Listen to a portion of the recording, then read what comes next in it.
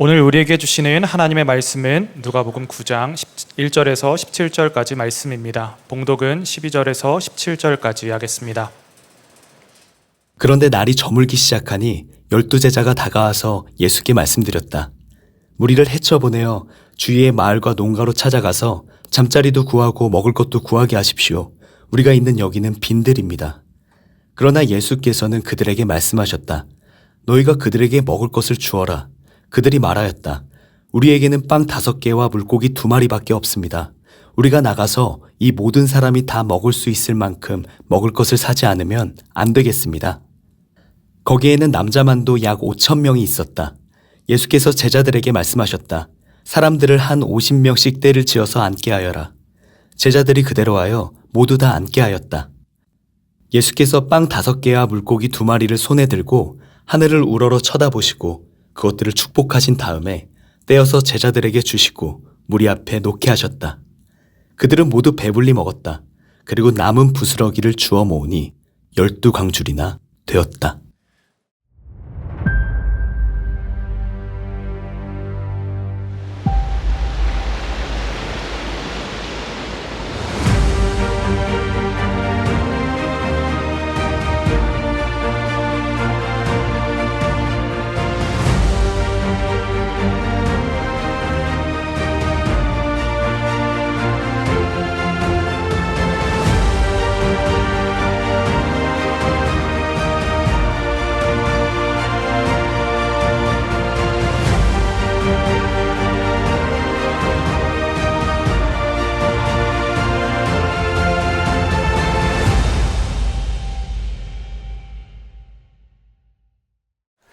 오늘의 설교의 제목은 당신의 빈손은 누구를 향해 있습니까? 라는 제목으로 설교를 전하도록 하겠습니다.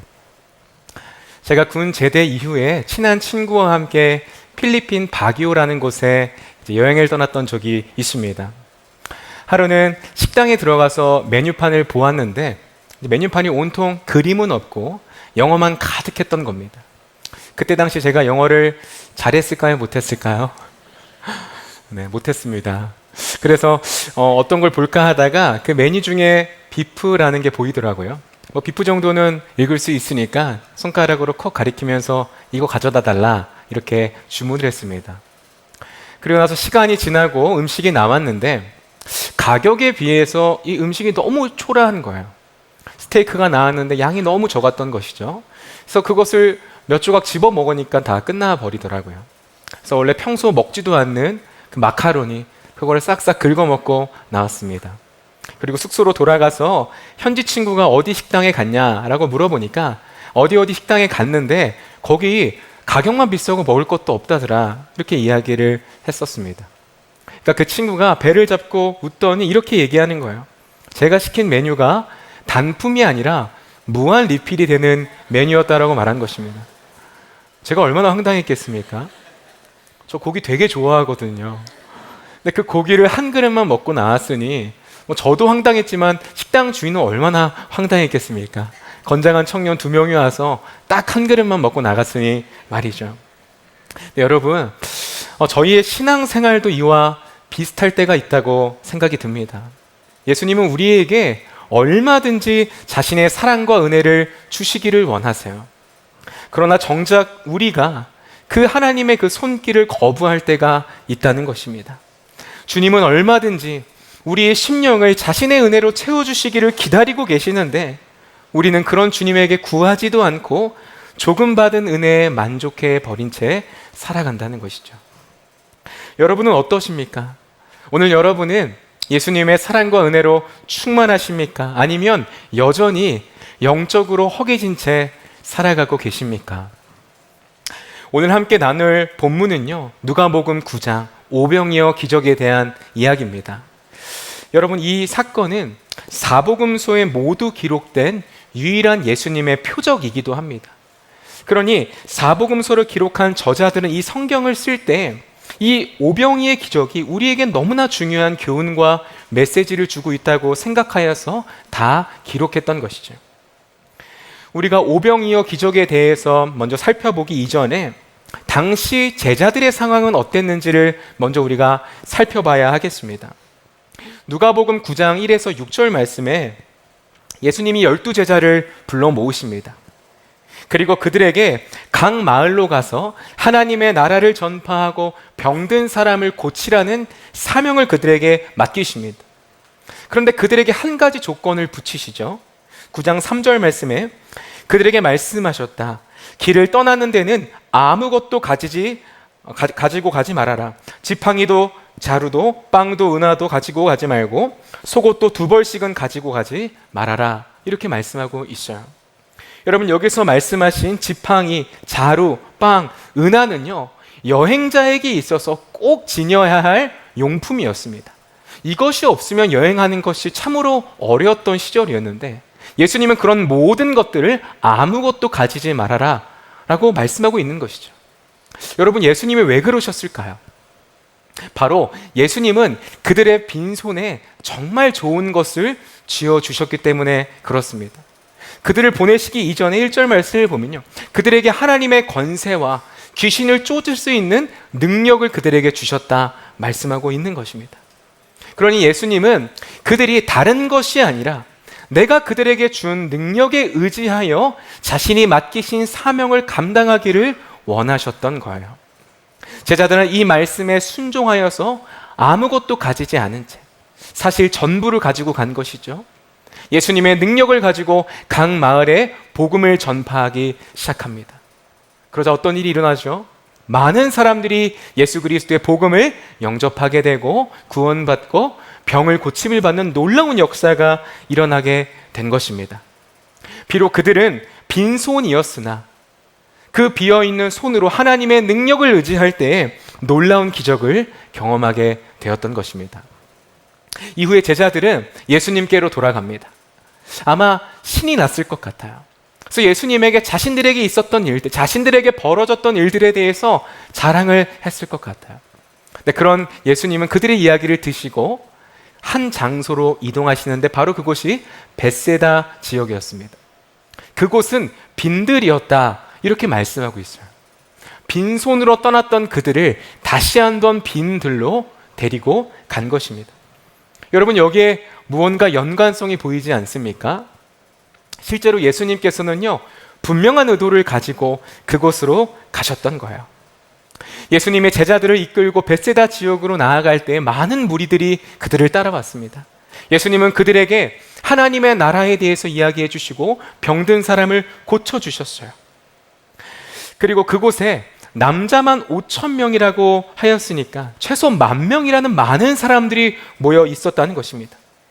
그러니 제자들 입장에서는요, 그 수많은 그 인원 앞에 아마 압도가 되었을 겁니다.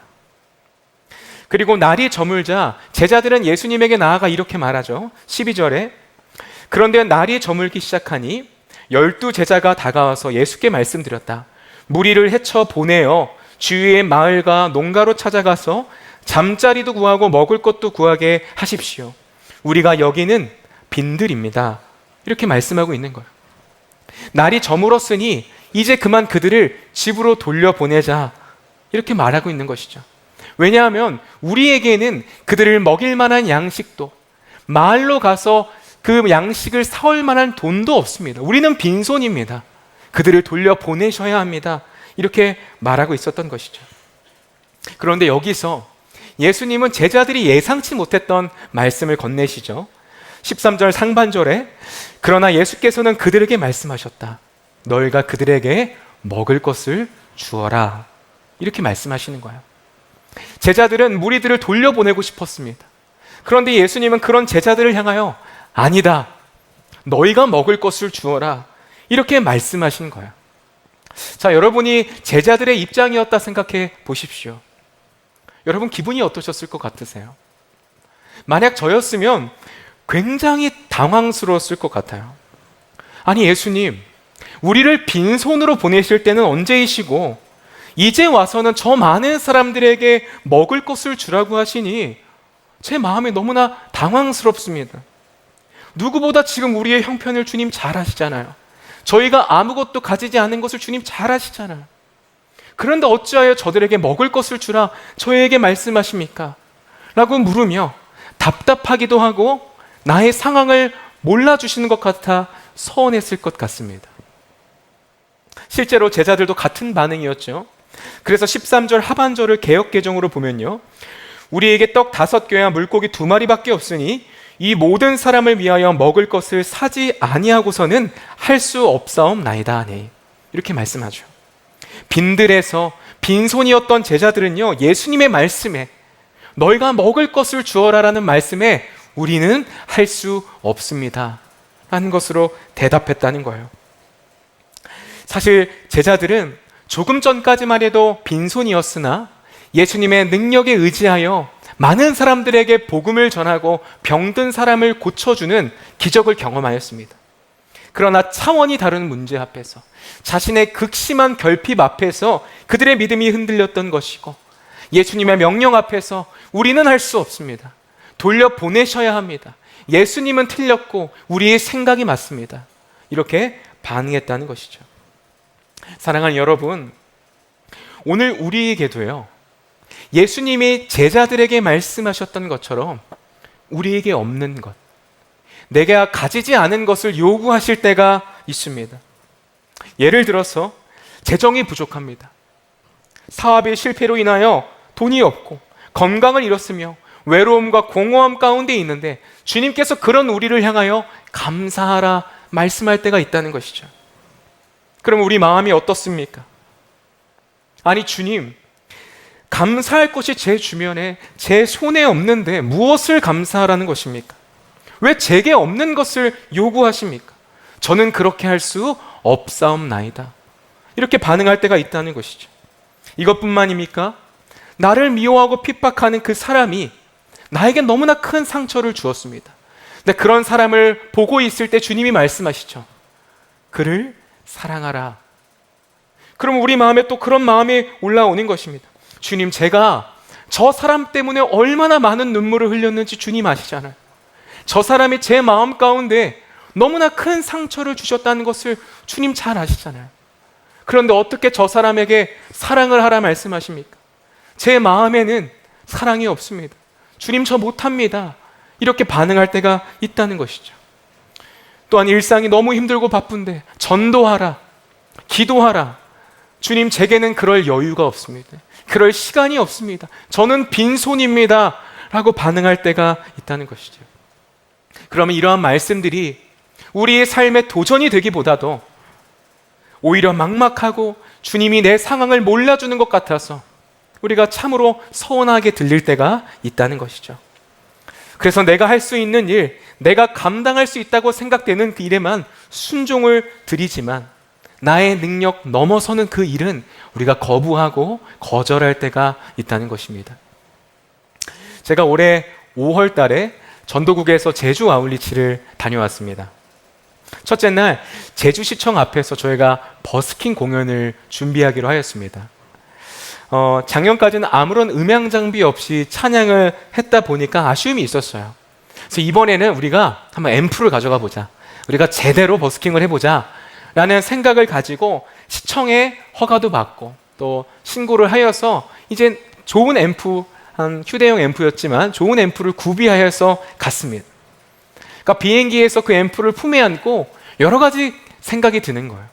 저희가 찬양을 하면 사람들이 그런 저희를 동그랗게 둘러싸고 함께 찬양을 하고, 또 누군가는 손을 들며 눈물을 흘리며 찬양하는 그런 아름다운 모습들이 떠오르게 되었어요.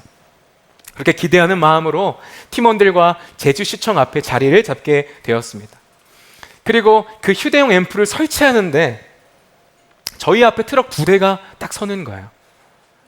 겉으로 봤을 때는 짐을 나르는 트럭처럼 보이지는 않았습니다. 그런데 갑자기 그 트럭에서 뚜껑이 열리는 거예요. 그리고 그 안에 사람이 나오는 것입니다. 알고 보니까 선거 유세용 차량이었던 것입니다. 여러분은 기억하시다시피 5월 22일 지방선거를 앞두고 있는 날이었습니다. 그러니까 하필 우리가 버스킹을 하는 그 장소에 후보들도 와서 선거 유세를 했던 것입니다. 여러분, 선거 유세하는 차를 보셔서 아시겠지만 굉장히 큰 앰프가 달려 있습니다. 근데 그 트럭이 몇 대가 왔다고요? 2대나 온 거예요. 그러니까 그 소리가 얼마나 컸겠습니까? 그러니까 우리가 야심차게 준비한 그 휴대용 앰프의 소리는요, 하나도 안 들리는 거예요. 그래서 어떡합니까? 그래도 해야 되는 것 아닙니까? 그래서 살짝 멀어진 곳에 자리를 옮겨서 찬양을 하였어요. 그런데 이제는 선거 유세를 하시는 30명의 사람들이 오셔가지고 때를 지어서 그 앞에서 기호 몇 번을 외치시는 거예요. 그러니까 이 상황은 도저히 찬양할 수 없는 분위기가 된 것입니다. 그래서 팀원들도 불안하셨는지 제게 눈빛을 보내세요. 목사님, 철수해야 되겠죠? 이런 눈빛을 제게 막 보내시는 것입니다. 그래서 그 즉시 주님 앞에 기도했어요. 제 마음이 어땠을까요? 주님께서 재영아, 그만하면 족하다 라는 마음을 주시기를 바라셨는데 아무리 기도해도 주님께서 가라 하지 않으시고 계속해서 전도하라, 찬양하라 말씀을 주시는 것입니다. 그러니까 너무 답답한 거예요. 주님께서는 저 선거 유세하는 소리가 안 들리십니까? 저희가 찬양하는 소리는 완전히 묻혀서 다른 사람들에게 들리지도 않는데 왜 이곳에서 찬양하라는 것입니까? 더 이상 할 수 없을 것 같아요 라는 마음을 주님 앞에 올려드렸어요. 여러분, 그렇다면 여러분들은 어떠세요? 말씀을 읽거나 기도하는 가운데 주님께서는 내게 없는 것을 요구하실 때가 있습니다. 도저히 순종하기 어려운 상황 가운데 우리를 몰아가실 때가 있습니다. 여러분, 그럴 때 어떻게 반응하시냐는 말씀입니다. 그런데 오늘 우리가 눈여겨볼 장면이 있어요. 예수님은 자신에게 주님, 저희는 할 수 없습니다 라고 말했던 그 제자들에게 곧바로 한 가지 명령을 내리시는데요. 14절 말씀에 거기에는 남자만도 약 5천 명이 있었다. 예수께서 제자들에게 말씀하셨다. 사람들을 한 50명씩 때를 지어서 앉게 하여라 말씀하는 거예요. 남자만 5천 명이고 여자와 남자는 한 10,000여 명 정도 되는 그 사람들을 자리에 앉히라 이렇게 말씀하고 있는 것입니다. 이 말씀을 들은 제자들은 어떻게 했을까요? 15절 말씀에 제자들이 그대로 하여 모두 다 앉게 하였다 말씀합니다. 여러분, 이 장면이 참 신기하지 않습니까? 분명 제자들은 방금 전까지만 해도 주님, 저희는 할 수 없습니다. 주님, 저희는 못합니다. 그들을 돌려 보내셔야 합니다 라고 말했던 그들이 이번에는 예수님의 말에 따라서 그 많은 무리들을 다 자리에 앉혔다는 것입니다. 여러분, 당시에는 이미 날이 저물었기 때문에 그들을 돌려보내지 않고 앉힌다는 것은 그들에게 먹을 것을 주겠다는 신호였습니다. 만약 그들을 앉혀놓고도 먹을 것을 제대로 주지 않는다면 그 많은 무리들이 보내는 비난과 조롱을 받아야만 했습니다. 실제로 그들에겐 오병이어의 기적이 일어나지 않았기 때문에 그들은 여전히 빈손이었다는 거예요. 이런 상황 속에서 어떻게 제자들은 사람들을 앉힐 수 있었던 걸까요?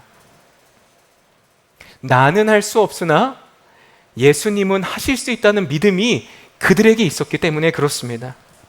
여러분, 인간적인 눈으로 볼 때 앉지 말아야 할, 앉게 하지 말아야 될 이유가 훨씬 더 많았습니다. 그러나 하지 말아야 될 이유는 많지만 해야 할 이유를 찾는 게 믿음 아니겠습니까? 제자들은 예수님의 말씀이 완전히 이해가 되지 않았습니다. 상황적으로 달라진 것도 없었습니다. 그러나 그 말씀을 하신 분이 예수님이셨기 때문에 그분은 불가능이 없으신 분이시기에 그분의 말씀 앞에 순종을 드렸던 것입니다. 여러분, 여러분에게 이러한 믿음이 있으십니까? 빈들에서 빈손으로 있을 때 우리와 함께 하신 예수 그리스도께서 모든 것을 하실 수 있다는 믿음이 여러분에게 있으십니까? 여러분, 우리는요, 지금 내가 무엇이 부족한지는 잘 압니다. 주님이 말씀하셨을 때 그 말씀을 수행하기에 내게 능력이 없고 자원이 없고 여유가 없고 재정이 없고 건강이 없다는 것은 너무나 잘 알죠. 그러나 정작 알아야 할 것, 우리와 함께 하시는 예수 그리스도께서 어떤 분인지를 우리가 잘 알지 못한다는 것입니다. 여러분, 우리와 함께 하시는 예수님은요, 불가능이 없으신 분이세요. 그분께서는 풍랑을 잠잠하게 하시며 눈먼 자의 눈을 열어주시는 분이십니다. 죽은 자를 살리시는 분이십니다. 십자가에서 죽으시고 우리를 위하여 사흘 만에 부활하신 전능하신 하나님이십니다. 그분께서 우리와 지금 함께 계시다는 거예요. 그러니 우리는 내가 할 수 없으니 주님께서는 하실 수 있다는 믿음으로 제자들은 순종을 했던 것이죠. 그러나 그들과 다르게 우리는요, 주님, 우리는 할 수 없지만 주님도 하실 수 없습니다. 그런 마음으로 우리가 주님의 말씀을 거부할 때가 너무나도 많다는 것이에요. 해야 할 이유를 찾는 것이 아니라 하지 말아야 될 이유를 찾아가며 하나님의 말씀으로부터 도망치려고 하는 것이 오늘 우리의 모습이기도 하다는 것이죠. 그렇기 때문에 오늘 우리들은 오랜 시간 신앙생활을 해왔지만 제자들이 경험한 그 놀라운 기적을 경험하지 못하는 것이기도 합니다. 왜냐하면 예수님은요, 우리의 믿음을 통하여 역사하시는 분이시기 때문에 그래요. 마태복음 13장 58절 말씀을 보면요, 예수님은 자신의 고향 나사렛에서 기적을 베풀고 싶어 하셨어요. 그러나 당시 사람들은 예수님을 믿지 않았습니다. 그러자 예수님이 어떻게 하시냐면 58절에 예수께서는 그들의 믿지 않음 때문에 거기서는 기적을 많이 행하지 않으셨다. 예수님이 기적을 행하지 못하신 게 아니라 않으셨다는 것입니다. 예수님이 능력이 부족하여서 기적을 행하지 못하신 게 아니라 그들이 믿지 않았기 때문에 나는 할 수 없으나 주님도 할 수 없을 거라는 그 잘못된 생각으로 말미암아 주님의 일을 가로막았다는 것이죠. 하지만 제자들은 나사렛 사람들과 다르게는 예수님은 불가능이 없으신 분이심을 믿었다는 거예요.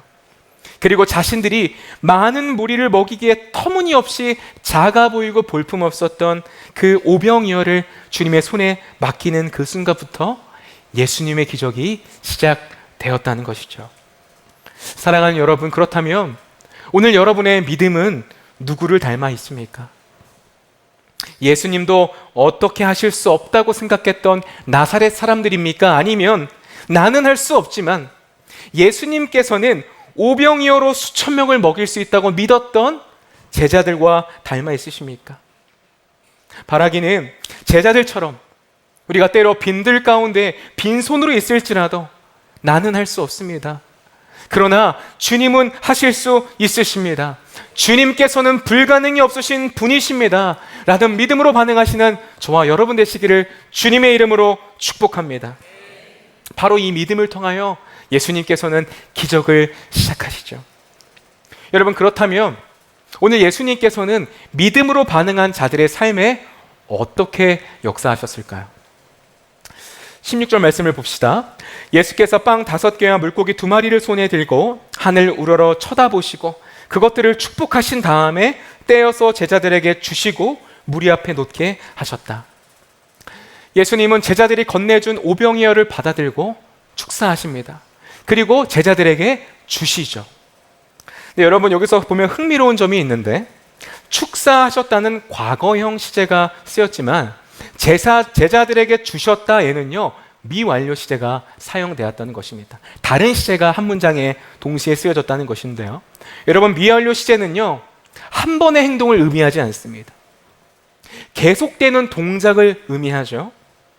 그러니까 예수님께서는요 음식을 한 번 떼시고 제자들 손에 쥐어 주었을 때 제자들 손에서 그 음식이 불어난 것이 아니라 예수님의 손에 불어난 음식을 제자들 손에 계속해서 끊임없이 공급해 주었다는 것을 오늘 본문이 의미하고 있는 것이죠. 여러분, 그러면 예수님이 제자들에게 음식을 언제까지 공급했을까요? 그 무리들을 다 먹이실 때까지 제자들의 손에 음식을 담아 주셨던 것입니다. 여러분, 예수님이 꼭 이렇게 하셔야 될 필요가 있었을까요? 출애굽기를 보시면 하나님은 광야에 있었던 이스라엘 백성들에게 양식을 공급하실 때 어떤 방식으로 일하시죠? 만나가 하늘에서 비처럼 내리도록 역사하십니다. 그러니까 그 즉시 엄청나게 많은 사람들에게 양식을 공급하셨다는 것입니다. 하지만 예수님은 그렇게 하지 않으셨어요. 하실 수 있음에도 불구하고 제자들의 손을 통하여 일하셨던 것입니다. 당시 모인 사람의 숫자가 남자만 5천이니 만여 명이라고 생각을 해봅시다. 그러면 아까 말씀에서 50명씩 앉히라고 했잖아요. 그럼 몇 개의 그룹이 만들어지죠? 200개의 그룹이 만들어지겠죠. 자, 그리고 12제자가 그 그룹마다 가서 음식을 나누어 줘야만 했습니다. 그러니까 한 명의 제자, 12제자의 한 명의 제자가 16개의 그룹, 830인분을 날라야 했다는 것입니다. 여러분, 아마 서빙 아르바이트를 해보신 분들은 이 규모가 얼마나 어마어마한 규모인지를 아마 잘 아실 거예요. 여러분, 심지어 이 무리들 중에 남자와 여자뿐만 아니라 아이들도 있었습니다. 여러분, 우리 아이들 먹을 것을 손에 쥐어주면 그렇게 잘 떨어뜨리잖아요. 그러니까 이 당시에 아이들이라서 달랐겠습니까? 저희 집 아이만 봐도 그렇게 땅에 떨어뜨리지 말라고 뭘 쥐어주면 맨날 그렇게 떨어뜨려요. 그러니까 이 들판에 있었던 사람들의 아이들도 아마 그랬겠죠. 그러면 어머니께서 또 베드로님을 부르셔가지고 우리 아이가 흘렸는데 흙이 묻었습니다. 새로운 물고기를 가져다 주세요. 이런 식으로 하지 않았겠습니까? 그러니까 제자들은 그 16개의 그릇을 계속해서 왕복하며 예수님의 주신 떡을 날라야만 했다는 것이죠. 예수님은 굳이 번거로운 이 일을 제자들의 손을 통하여 일하셨다는 것입니다. 여러분, 왜 그랬을까요? 바로 제자들에게 주님이 맡기신 일은 주님이 채워주시는 거로 하는 것임을 그들에게 알려주고 싶었다는 겁니다. 주님이 맡기셨던 그 일, 너희가 그들에게 먹을 것을 주어라 라는 그 사명은 너희에게 무언가가 있어서 그런 것이 아니라 내가 채워주시는 것으로, 내가 너희들 손에 공급하시는 것으로 감당하는 것임을 그들에게 알려주었다고 하는 것이죠. 처음에 제자들은 자신의 비어있는 손이 문제라 생각했습니다. 내 손이 비어있기 때문에 많은 무리에게 먹을 것을 주라는 주님의 말씀에 할 수 없습니다. 그러나 그 빈손이 예수님께로 향할 때 어떤 일이 일어납니까? 예수님이 그 손에 풍성하게 두 손 가득히 음식을 담아 주셨다는 거예요. 그리고 제자들이 담아주신 그 음식을 사람들에게 나누어 주고 오면 그 비어있는 손에 또다시 주의 양식을 공급해 주었다는 겁니다. 제자들은 이 과정을 반복해 가면서 아마 한 가지를 분명하게 깨달았을 것입니다. 빈손이 중요한 게 아니라 빈손을 누구에게 내미느냐가 더 중요하구나. 이 놀라운 복음의 사실을 깨달았을 것입니다. 사랑하는 여러분, 그렇다면 하나님께서 오늘 여러분에게 맡기신 그 일은 무엇입니까? 제자들에게 그들에게 먹을 것을 주어라는 말씀이었다면 오늘 여러분에게 맡기신 그 말씀은 무엇인가요? 가정 안에서 도저히 사랑할 수 없었던 사람을 사랑하라. 아직도 예수님을 알지 못한 채 방황하는 그 영혼에게 가서 전도하여라. 직장에서 정직하며 공의를 실천하여라. 가난한 자를 도우며 외로우는 사람에게 먼저 다가가 손을 내밀어라. 여러분, 이것들을 우리가 어떻게 우리의 힘으로 하겠습니까? 불가능하죠. 그러나 오늘 말씀이 우리에게 어떤 메시지를 주고 있습니까? 우리는 할 수 없으나 예수님은 하실 수 있으십니다. 빈손으로 나온 제자들의 손을 통하여 수천 명에게 양식을 공급하셨던 것처럼 오늘 우리를 통하여 주님은 깨어진 가정을 회복시키시고 죽은 영혼을 구원하시며 하나님의 나라를 일터 가운데 세워가시기를 원하십니다. 그러니 주님께 나아가 이 시간 나에게 사랑 없음을 고백하시고, 주님, 사랑하고 싶지만 제게 사랑이 없습니다. 그러나 주님은 하실 수 있음을 믿습니다. 제게 사랑을 부어 주십시오. 복음을 전할 수 있는 담대함을 부어 주시옵시오. 내가 직장에서 정직할 수 있는 용기를 더하여 주시옵소서. 이렇게 나아가 구하시고 주님의 채우시는 그 은혜로 말미암아 여러분이 있는 가정과 이웃과 직장을 변화시키는 저와 여러분 되시기를 주님의 이름으로 축복합니다.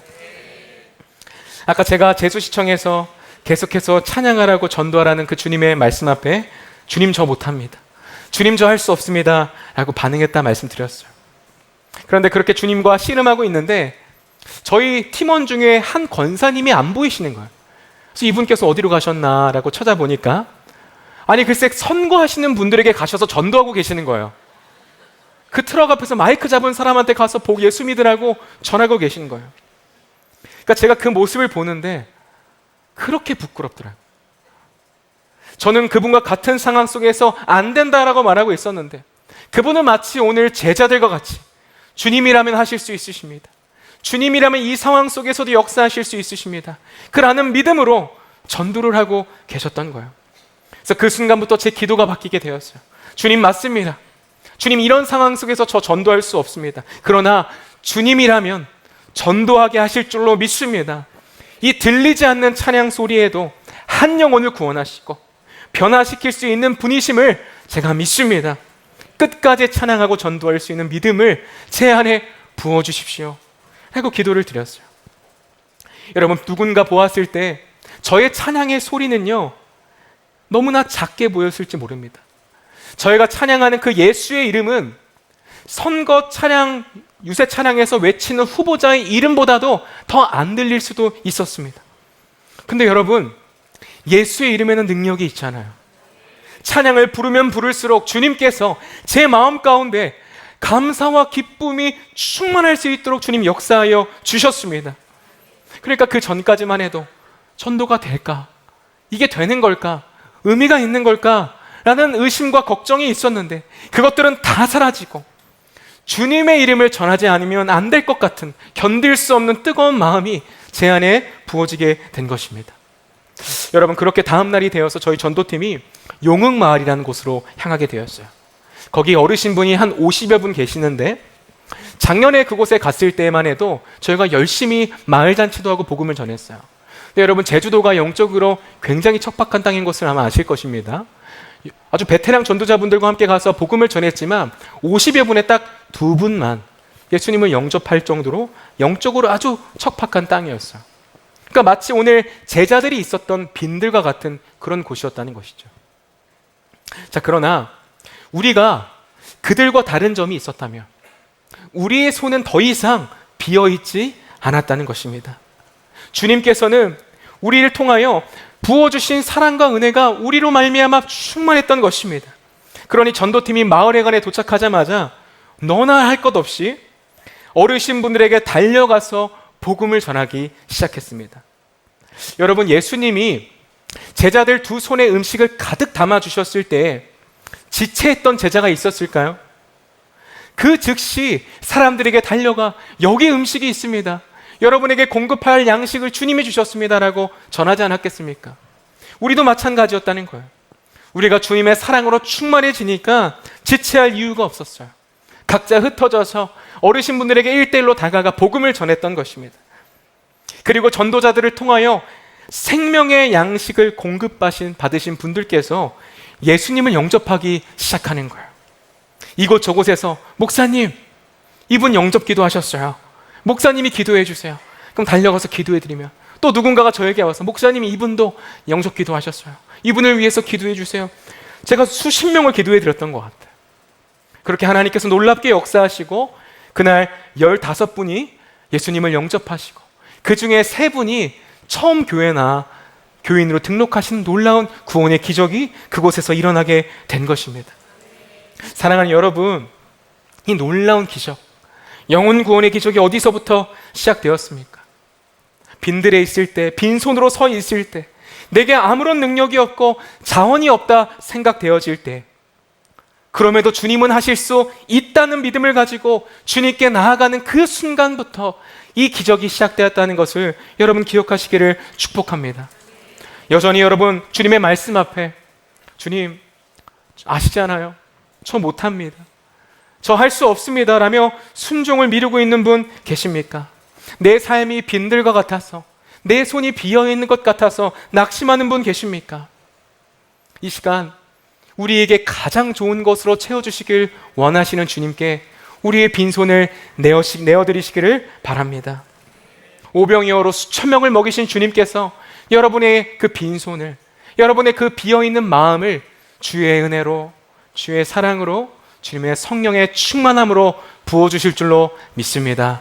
그래야 여러분들이 가는 곳곳마다 믿음의 제자들을 통하여 많은 무리들이 생명의 양식을 공급받았던 것처럼 여러분들이 가는 가정과 일터와 자녀들 가운데 여러분의 믿음을 통하여 그들이 영혼 구원이 일어나는 놀라운 구원의 역사가 일어나시기를 주님의 이름으로 축복합니다. 우리 이 시간 합심해서 기도하겠습니다. 여러분, 우리는요, 내가 무엇이 부족한지, 무엇이 없는지, 무엇이 결핍되어 있는지는 너무나도 잘 알아요.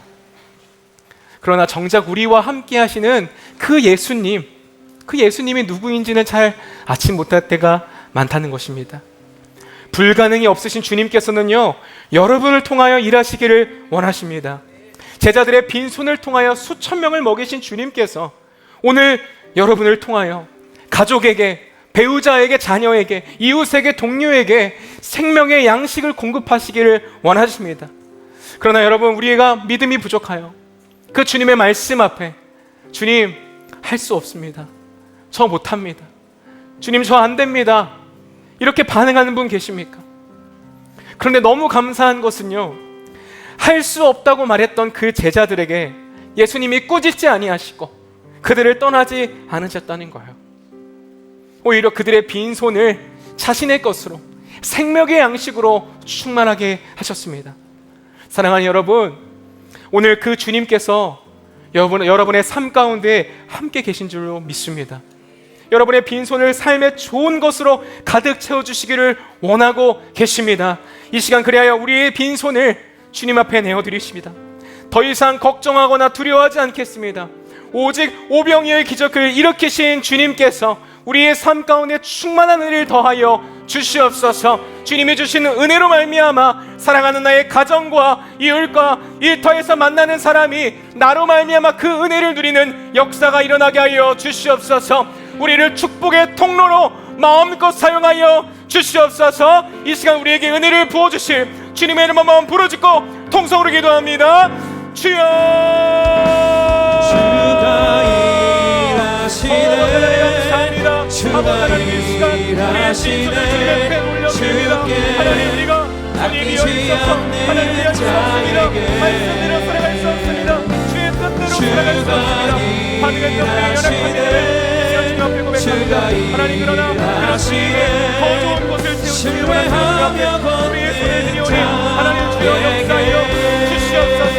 우리의 삶이 변화되게 하여 주시옵소서. 하나님, 나의 믿음으로 말미암아 나의 가정과 일터와 내가 만나는 모든 사람들이 그 은혜를 누리게 하여 주시옵소서. 아버지의 시간 가운데 좋은 것을 보여주시옵소서. 은혜를 보여 주시옵소서. 오병이어의 기적이 내 삶 가운데 이루어지게 하여 주시옵소서. 하나님, 내 삶 가운데 떠나지 아니하시고 우리를 버리지 아니하시고 우리 삶 가운데 역사하시는 주 앞에 올라오는 경우 사랑하신 하나님, 참 감사합니다. 하나님, 때로 우리가 일터에서 또 가정 안에서 빈손과 같이 느껴질 때가 참으로 많습니다. 그런 나를 하나님께서 사용하지 않으실 거야. 나 같은 사람은 말씀대로 살지 못할 거야. 내 삶은 무가치한 거야 라고 생각할 때가 있었음을 이 시간 주님 앞에 회개합니다.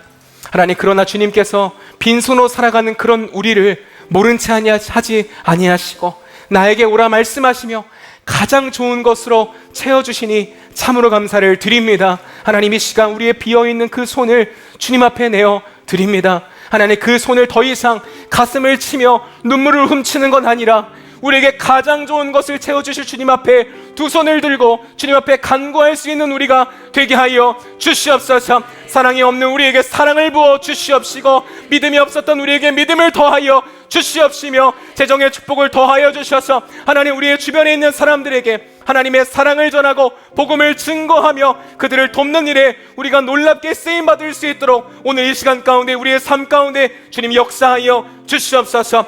하나님, 이 시간 주님께 주신 그 물질을 내 것으로 여기지 않고 구별하여 드린 손길이 있습니다.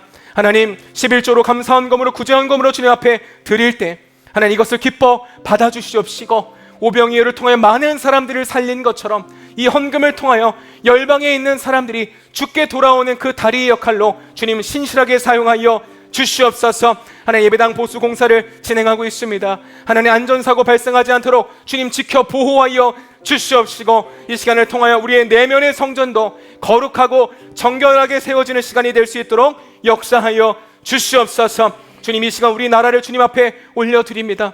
하나님을 경외하는 나라가 되게 하여 주시옵소서.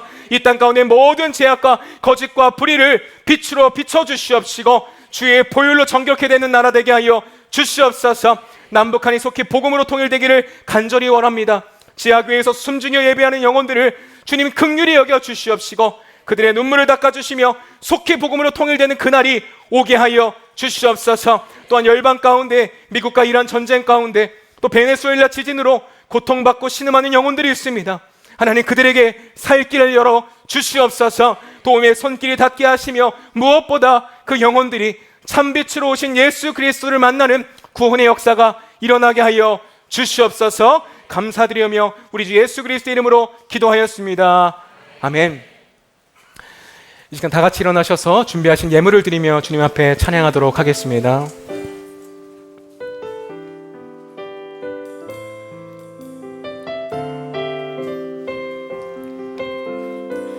날이 저물어 갈 때,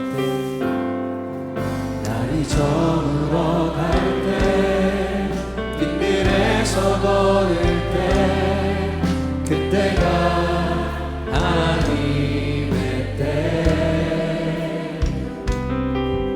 내 힘으로 안 될 때, 빈손으로 걸을 때, 내가 고백해요. 한번 고백합시다. 날이 저물어 갈 때, 날이 저물어 갈 때, 빈들에서 걸을 때, 그때가 하나님의 때. 이 시간 두 손을 주님 앞에 들고 함께 찬양합시다. 내 힘으로 안 될 때, 빈손으로 걸을 때, 내가 고백해 여호와 주가 일하시네, 주가 일하시네, 주께 아끼지 않는 자에게. 주가 일하시네, 주가 일하시네, 신뢰하며 걷는 우리 모인 이곳에, 우리 모인 이곳에 주님 함께 계시네. 누리네 아버지 은혜. 적은 떡과 물고기, 적은 떡과 물고기, 내 모든 걸 드릴 때 모두 고백해 여호와 이래. 아멘. 주가 일하시네, 주가 일하시네, 주가 일하시네, 주께 아끼지 않는 자에게. 주가 일하시네, 주가 일하시네. 우리 믿음으로 선포합시다. 주님이 일하십니다.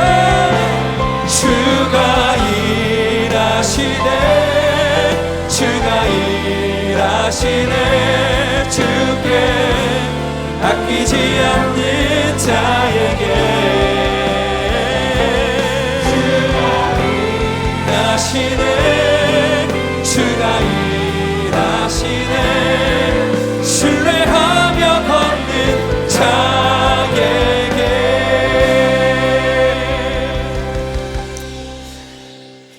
이제는 우리 주 예수 그리스도의 크신 은혜와 하나님의 놀라우신 사랑하심과 성령님의 교통하심이 우리의 빈손을 주님께 내어드리며 주님이 채워주시는, 주님이 공급하시는 은혜로 말미암아 사랑하고 전도하고 공의를 세우기를 결단하는 사랑하는 모든 예배자들의 삶과 가정과 자녀들 가운데 영원토록 함께 하시기를 축원하옵나이다. 아멘.